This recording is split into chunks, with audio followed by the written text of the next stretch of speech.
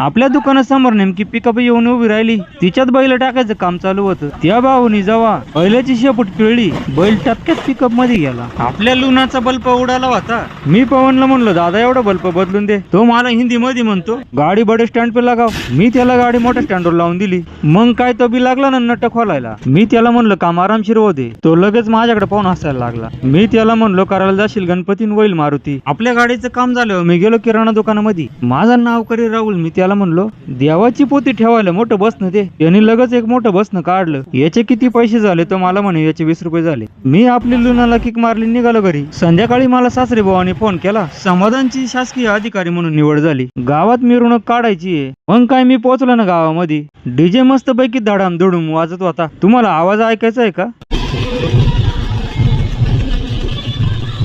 उमेश माझ्याकडे पाहून हसायला लागला. मी मस्त पैकी आपल्या आजूबाजूच्या फुटेज घेत होतो. समाधानच्या मित्रांनी मोठ्या जल्लोषात डीजेचा आनंद घेतला. मित्रांनो, तुम्हाला व्हिडिओ कसा काय वाटला कमेंट बॉक्स मध्ये नक्की सांगा. व्हिडिओ लाईक करा, शेअर करा, फॉलो करा, सबस्क्राईब करा. श्री स्वामी समर्थ. जय जय स्वामी समर्थ.